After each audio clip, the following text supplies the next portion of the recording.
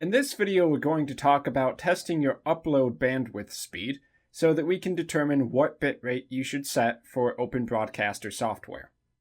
So here, all we're going to do is go ahead and hit their test upload speed button and run with their defaults, which is going to see how fast it takes for my computer to send certain information to their servers, which I believe it said it was in Texas.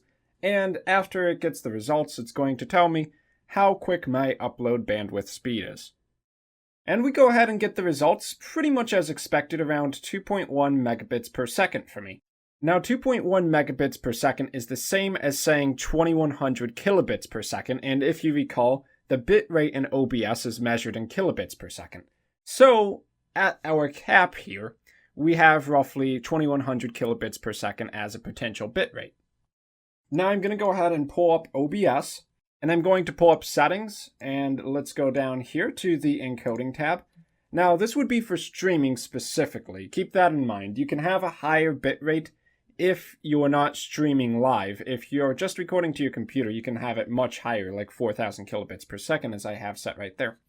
Now 2100, as I previously mentioned, would be my theoretical maximum. However, you actually want to set the max bitrate lower than that. The reason for that is if you try to force a max upload speed, then because of the bumpiness of internet connections, you're going to have some instability in the stream. Frames will get dropped, people may experience lag, and other bad occurrences will occur. So we actually want to stream at a lower quality bitrate for the sake of consistency. Now, I've seen numbers recommending anywhere between 70 and 90% of your max, so you might be able to get away with 1800 or 1850. I would say 80% is a really good number, so I'd probably say 1700 here would be the bitrate I'd want to stream at, and that's acceptable for 720p resolution. Now, when you're testing your live streams, you can play around with the settings a bit. Just because you set it to 1700 or whatever number you have to begin with, it doesn't mean you can't increase it later if you find out that the quality of the video is too low, and it doesn't mean you can't drop it below if you find out that your frames are dropped.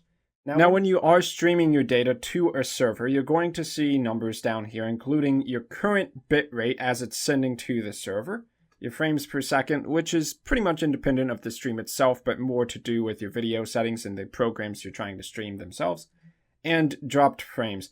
Now, dropped frames is really important. If you see more than 10% dropped frames, that probably means there's a severe issue with your stream, and a lot of the time, that just means that your bitrate's set way too high because your internet connection is struggling to keep up with your demands.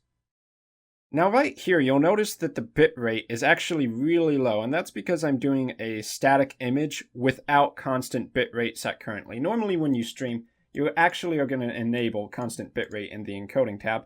So I'll go ahead and do that here, and I'll show you the difference after I hit apply. And let's go ahead and preview the stream again. And this should jump up roughly to 1700 really quick.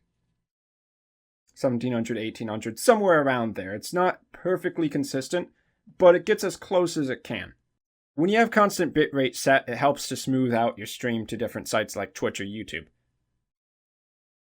Now, right here, if we were actually streaming live to the service and we saw this number with the green light there, then that would be good. Now, if you start to see yellow or red a lot, and this also is going to be something you see a lot of the time when you also have dropped frames, that probably means that there's an issue. If it starts to turn yellow or red, the first place to check is your bitrate within OBS. I'm not going to go into troubleshooting your internet connection here. It can be other things. Just check your bitrate first with OBS specifically, and from there do your standard troubleshooting for internet connections beyond that.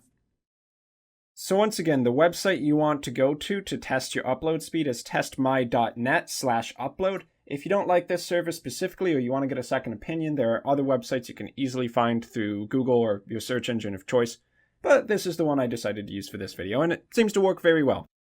So that's all for this video of testing your upload speed for OBS. In the next two videos, we're going to be talking about streaming to YouTube and streaming to Twitch TV. See you then.